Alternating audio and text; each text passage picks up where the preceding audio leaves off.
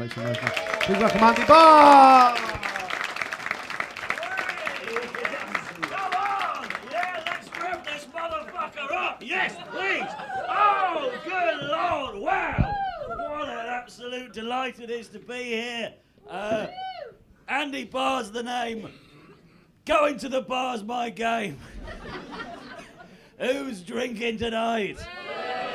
Yeah! Oh. God. Who was drinking last night? Yes! Who was drinking the night before that? Yes! Who drinks during the day now? Yeah!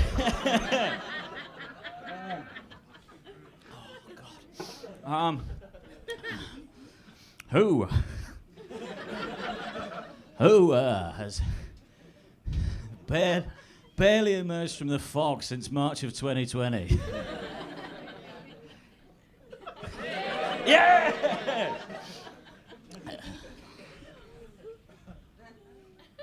Who has been using the pandemic to breathe new life into the tired excuse that their drinking is situational as opposed to compulsive? Hey! Wow. Good Lord. Let me tell you, it's a real delight, a real joy to be here. What a historic venue. What an historic venue. I tell you, if these walls could talk, I'd leave. I do not need that going on. I've got too much already.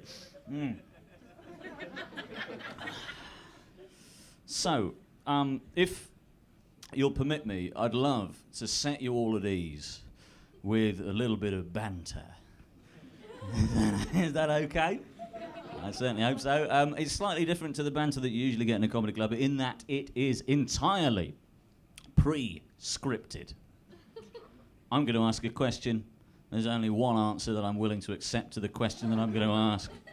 And if I don't get it, I'm just going to run it back and do it again.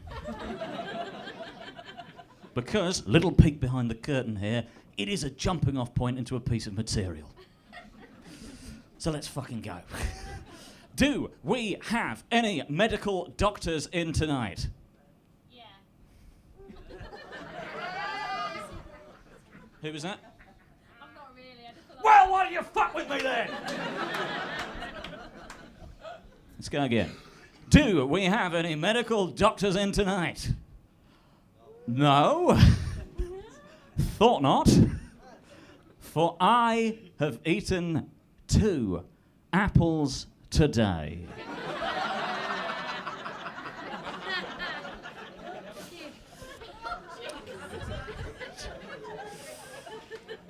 I'll be honest with you guys, it's becoming something of a problem. I've got a chronic apple addiction. I'm an appleholic. I took my nephew to the park the other day. He's 4 years old. I took him to the park. We were walking there. I had a couple of apples on the way. Got there, popped the little fucker on the swing, set the swing to going, sloped off behind a bush, had another couple of apples. And whilst I was there, a freak gust came. And it took the swing, and it cast the boy off. And he flew through the air, very strong gust, beyond the little rubbery bit that they have around the base of the swing to protect from injury. Beyond that, landed on the concrete, smashed his little back open. And all bits of his back were coming out.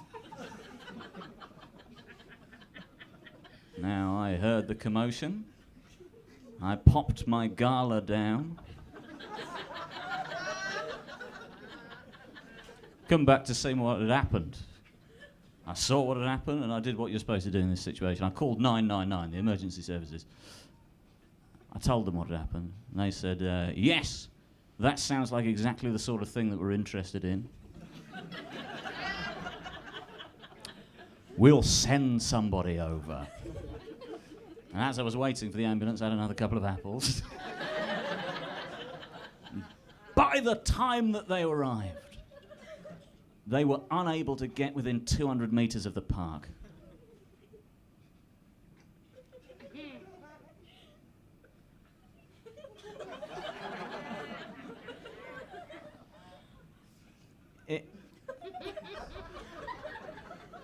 Is everyone familiar with the popular phrase that I'm riffing on?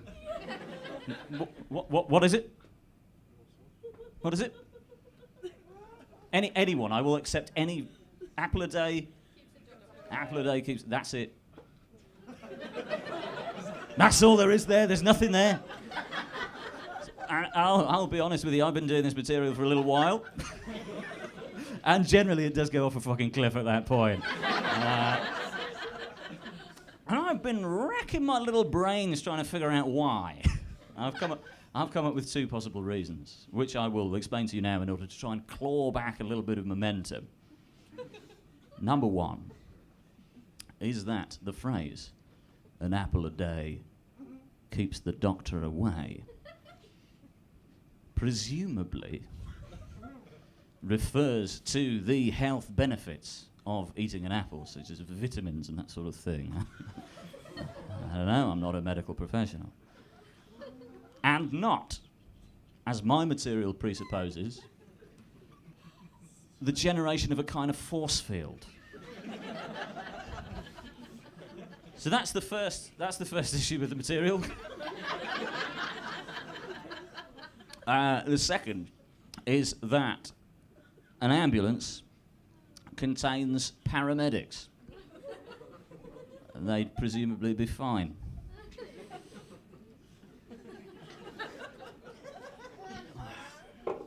Right, that's that. That's the opener. I don't do this full time. I would say that this barely pays even 1% of the bills.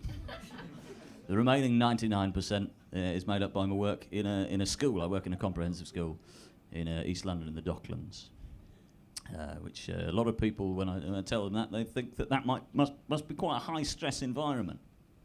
But it's not, because it is incredibly easy to buy drugs.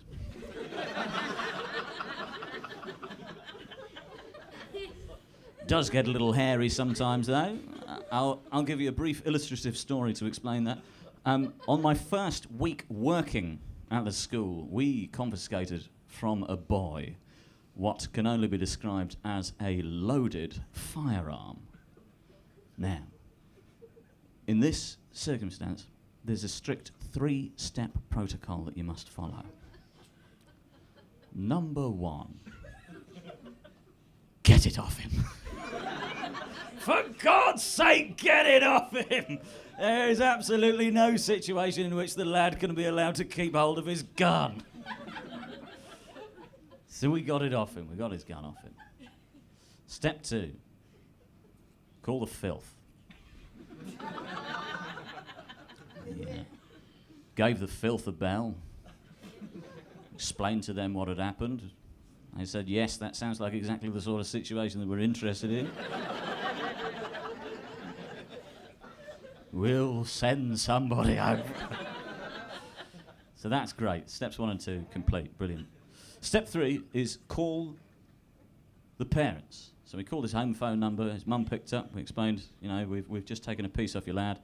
If you want to go and see him, give the pigs a bell. I'm sure they can sort something out for you. And as soon as we'd finished explaining that, his mum said, "What the fuck are you talking about? His gun is at home."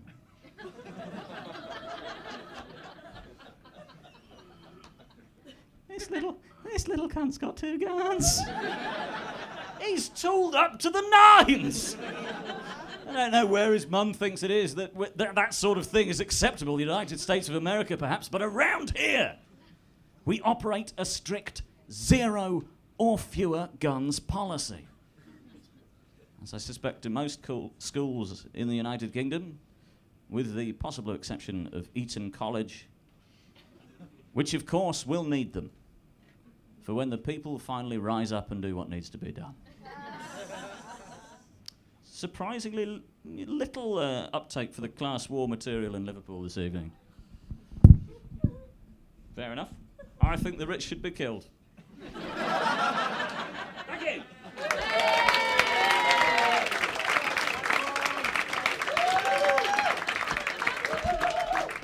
Bye. Bye. Are you going? See you in a bit. Have a good week.